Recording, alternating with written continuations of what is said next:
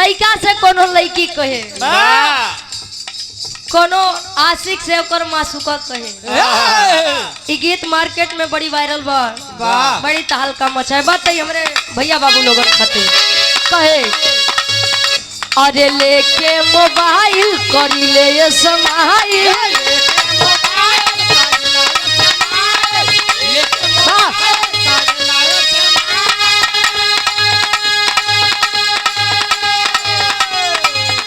अरे लेके मोबाइल करी ले समाइल, जब देखी ले तोहरा रील के,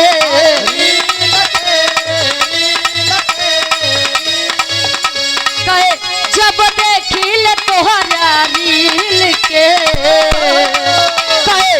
गैला जब से मिल के, गैला जब से मिल के, हम हो गई बिना दिल के, गैला जब से मिल के, बिना दिल के, गैला जब से।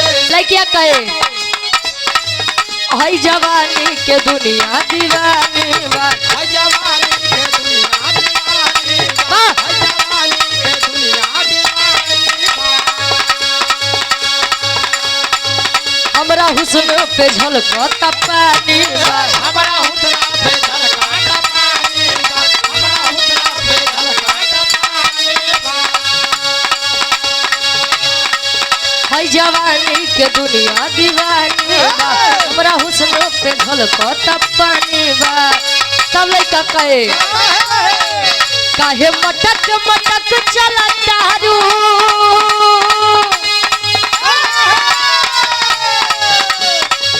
काहे मटक मटक चला तारू, देखा के होई गोर टंगरी, काहे मटक मटक चला तारू, देखा के होई गोर टंगरी। हमरा नैना के चैना चोरावे,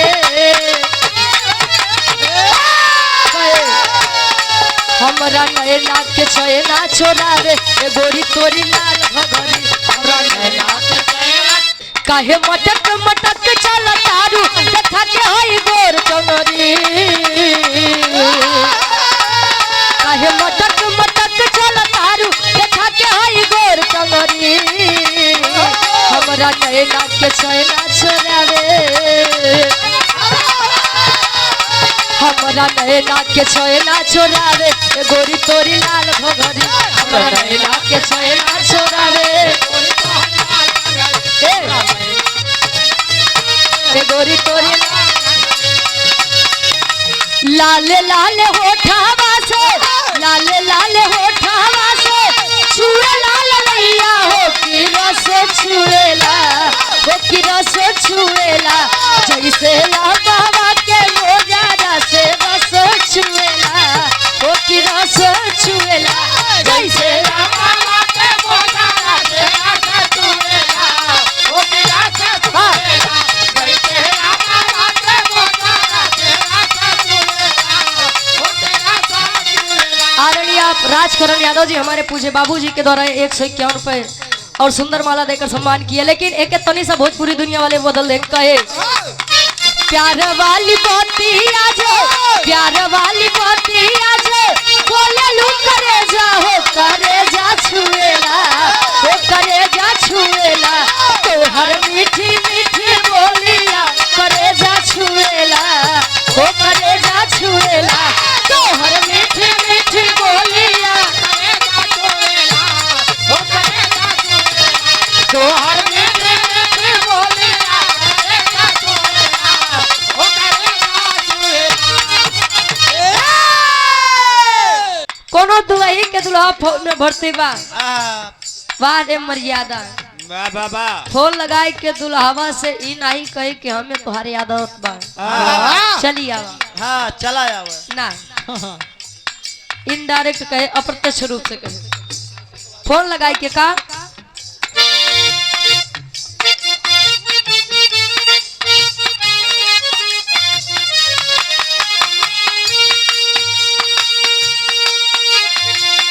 जिंदगी तोरा नावे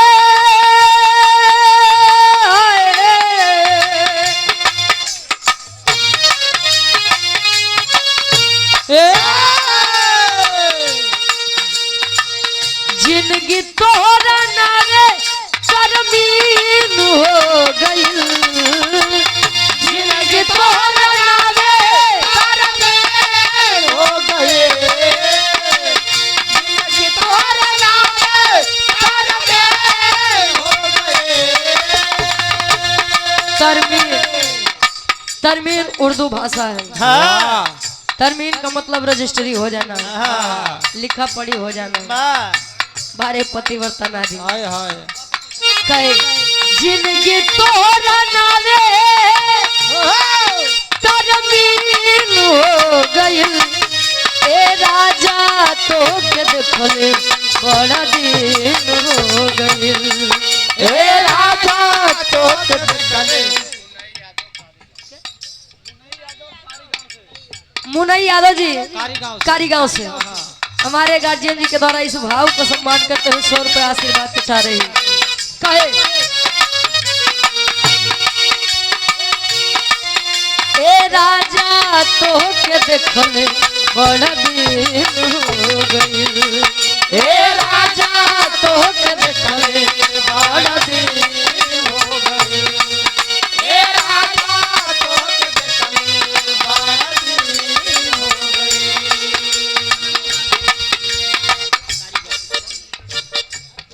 कारीगांव की पवन सरजमी से आप अखिलेश यादव जी जीवनपुर से ये सुंदर माला 100 रुपए देकर सम्मान के आशीर्वाद के चाह रही है।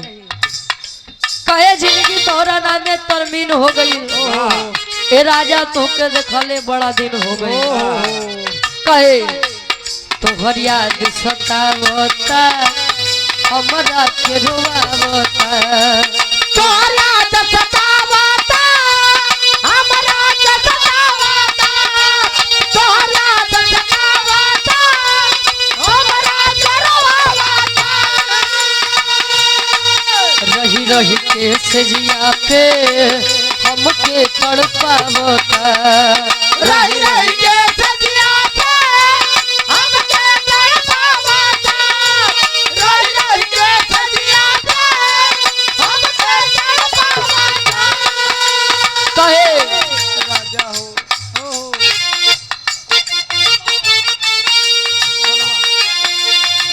सोनावा के गाना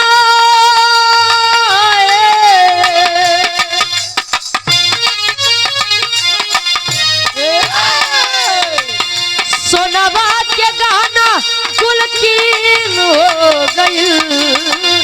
सोनावा के गाना कुलकीन हो गए। दादा सोनावा के गाना कुलकीन हो गए। सोनावा के गाना कुलकीन हो गइल। ए राजा तो के देखले बड़ा दिन हो गइल। हे राजा तो देखले बड़ा दिन हो गइल। हे राजा तो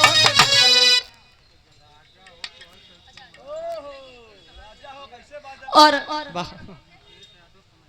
मुकेश यादव जी सुनाइता सोनैचा से ही मेरे बड़का भैया जी के द्वारा 51 पहनकर फरमाइश बार राजा हो तो ही कैसे मनाई। वाह ठीक हो ही जाता हूँ। हिंदी दुनिया वालों ने गाया जिंदगी इम्तिहान लेती है।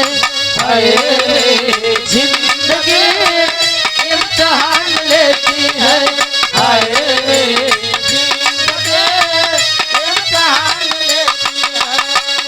दोस्तों की जान दोस्तों की जान दोस्तों की जान लेती है।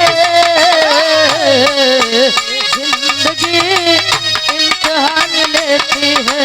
हाय जिंदगी इम्तिहान लेती है। हाय जिंदगी इम्तिहान लेती है।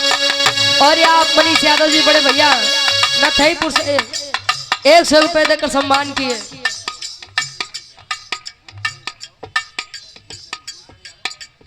गुरु चरण यादव जी कसीदहा से ये गार्जियन जी के द्वारा 100 रुपए आशीर्वाद के चाह रही तब ले आशिक कहे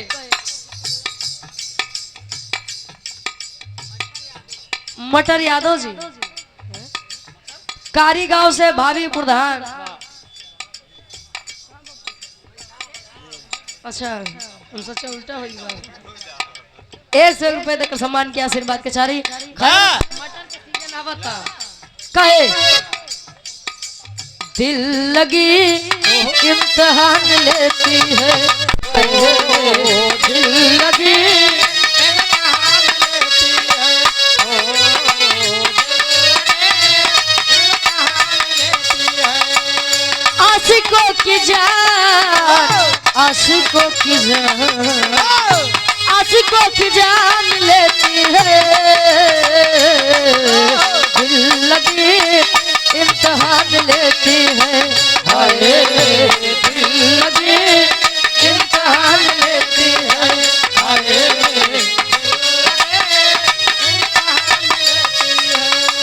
और यहाँ पे सम्मानित उमा शंकर यादव जी एडवोकेट साहब जीएनपुर से हमारे गार्जियन जी के द्वारा 100 रुपए आशीर्वाद के छा रही ये गीत मार्केट में बड़ी वायरल रहे मेरे बड़का भैया लोगन खातिर वो क्या कहे माला तू याद न करेला हम भुलात नहीं तू याद न करेला तू याद न करेला बाहुर लागेला खाना कहियो खात नहीं थी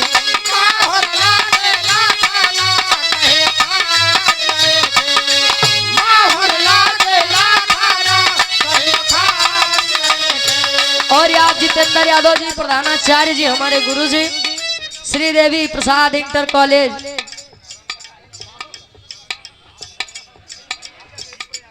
ये पिलखिनी जगह ही प्रयागराज से 151 रुपए देकर सम्मान के आशीर्वाद के साथ रही कहे तू याद न करेला हम भुलात नहीं की बाहुर लागेला खाना कहियो खात नहीं की कहे के गईला मरा के बेसहारा के गईला मरा के बेसहारा अब ये तो के याद के जा अब ये तो के याद के जा रो देला दिलवा बेचारा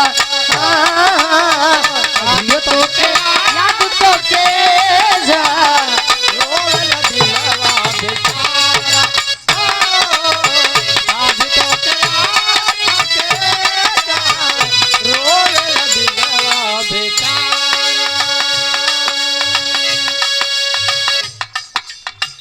और यहाँ पशु डॉक्टर हृदय के गार्जियन जी आप विनोद यादव जी पकड़ी कला से ये 100 रुपए अब रुका हो आशीर्वाद के चारे के बच्चे अपनी कला में कामयाब रहे बड़ी बढ़िया गीत सुनने के मिला हृदय के हमारे गार्जियन जी धर्म के बड़े भैया डॉक्टर सुरेंद्र यादव जी से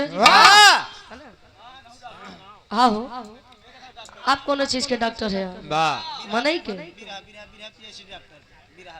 बड़ी बढ़िया बिरहा आप लोग सुना एक क्रांतिकारी बिरहा हमरे गीत के भी जवाब पहली बात हम जवाबी कलाकार नहीं पहली बात हम मुंह नोचने वाला काम नहीं करते हम बिरहा अपने पब्लिक से गाते हैं कलाकार को खुश करके हम क्या करेंगे मैंने बिरहा गाया लोरिकायन खंड से और हमारे गार्जियन जी की मांग थी कि एक वीर रस का बिरहा हो जाए अब वीर रस में कोने रस के मतलब कोने खंड से आप लोग सुनबा ई नहीं बताया तो हमारे भी समझ में आ गया मैंने गा दिया बिरहा में हमारे काफी मोड़ रहे ब्रेकर काफी रहे तो कुछ कुछ हमारे डॉक्टर भैया समझे न इनके कहती हचाक हचाक लागत रहा पहली बात लोरी जी का पिंडदान हुआ दूसरी बात मैंने बताया पिपरी के राजा सुरपति तो आपने बताया सुरजापति सुरजापति ये कहानी अच्छा एक बात आपने और बताया कि जब भोरी गया मजरी से पूछा कि मेरे पिता लोरी का पिंडदान क्यों नहीं हुआ उन्होंने बताया कि अबे तेरे दादा का ही पिंडदान नहीं हुआ इतिहास का मतलब क्या होता है इति का मतलब ऐसा है ही का मतलब निश्चित रूप से आस का मतलब था निश्चित रूप से ऐसा ही था। था। मैंने इस कहानी को लोरिकायन का महाकाव्य इस पुस्तक में पढ़ा था, जिसे लोग अहिरन के रामायण कहते हैं। हाँ। और यदि कोई कभी कोई गीत लिख रहा है तो बिना उस पे शोध किए वो बिरहा नहीं लिखा। साहब, इज्जत सबकी होती है। वाह। अब क्यों पता लगा कि बिरहा जैसे कहा थे ना कि अनहियरे में कोयला न झोंका है। दही के बल से चूना चाटत है। सफेद सफेद दोनों होते। वाह। देखा नहीं, चूना के बदले दही, दही के बदले चूना चाटा। ए भैया, कवि जी ने, हमारे आदरणीय कवि अमलेंदु आवारा जी ने इस गीत को अपनी कलम के माध्यम से लिखा। तो कोई भी कवि लिखता है तो ये भी जानता है कि 200, 400, 1000, 5000 के बीच यदि ये गाना जाएगा तो ऐसा नहीं है कि हम ही सबसे बड़े विद्वान हैं, हमसे ज्यादा भी विद्वान लोग बैठे होंगे। आपने गाया कि सतयुग में दधीची जी का पिंडदान नहीं हुआ, त्रेता में रावण जी का नहीं हुआ, द्वापर में कन्हैया जी का नहीं हुआ, और कलयुग में कबीर जी का। अरे यार, उनका छोड़ा हो। ए भैया, आपने कहा कि बिरहा पर बिरहा सटे। मैंने आपसे ये नहीं कहा कि सुरेंद्र भैया आप मेरे बिरहा का जवाब दीजिएगा या आप मेरे बिरहा पर अपना बिरहा सटाइएगा। अगर बिरहा पे बिरहा सटे तो मैंने कहानी शिव भोरी के ऊपर छोड़ा था, शिव भोरी का जन्म हो गया था। आप बिरहा से सटाना चाहते थे तो अगर शिव भोरी की कहानी गाते तो शायद हमें भी कुछ नई सीख मिल जाती। खैर, आपने बहुत अच्छा गाया, क्रांतिकारी बिरहा भी बहुत अच्छा दिया कि हमारे भारत देश की वीरांगना, क्रांतिकारी लड़कियां। लेकिन जाना था भैया, कितने माता पिता ऐसे हैं कि यदि वह जान जाए कि पेट में पल रहा बच्चा लड़की है तो वहीं पर गर्भपात करवा देते हैं। खैर, बहुत अच्छी प्रस्तुति दिया आपने और बहुत कुछ सीखने को भी मिला। कबीर के पिंडादान नहीं गया। अच्छा, हम नहीं सोची जेकरे लड़का बच्चा नहीं रहा हुई हो या नहीं। जैसे योगी मोदी। अच्छा, उनका पिंडादान के पारी हो। ए भैया, लोग कहते हैं कि इंसान जब मरता है उसकी लाश को उसके बच्चे या उसके घर वाले जलाते हैं। रावण का पुतला हर साल जलाया जाता है। तो जे जलावत है नो रावण के खानदान के। शायद कबीर जानत। ए भैया, अभी महाराष्ट्र में एक हाल ही में कांड हुआ था। केवल 3 साल की बच्ची थी, 3 साल की छोटी सी बच्ची थी, बलात्कार हो गया। एक बेटी के पिता आप भी हैं, बहन आपके भी घर में है। लेकिन जब यह सुनने को मिलता है साहब तो अंदर से कलेजा कट जाता है। उस बच्ची ने अभी दुनिया को भी नहीं समझा था। खैर, ये कांड भी गया तो एक हाल ही में कांड हो गया। एक लड़की ने अपने प्रेमी की लाश के साथ प्रेम कर लिया, शादी कर ली। उसने बयान में बताया कि मैं हिंदू थी, वह भीम वाला था, इसीलिए मेरे पिताजी ने उसे मार दिया। साहब, संविधान में सबको बराबर का अधिकार दे दिया गया। अनुच्छेद 17 के अनुसार छुआछूत वाली बीमारी का अंत कर दिया। लेकिन आज भी समाज में यह व्याप्त है। श्री रामचरितमानस लोग अपने घर करवाते हैं। राजा जनक जी का ही जानत रहे कि हम अपने बिटिया के सीता के बियाह राम जी से करत है, हमरे बिटिया के जीवन में कबो सुख ना मिली। जानते थे? नहीं जानते थे। समय किसका कब कहाँ बदल जाए ये कोई नहीं जानता। पूरी रामायण उठाई के देखला, सुख कम, सीता जी के दुख ज्यादा मिला। तो रुपया पैसा के पीछे नहीं भागा। जिसे जिंदगी व्यतीत करनी है उससे एक बार आप सलाह ले लीजिए।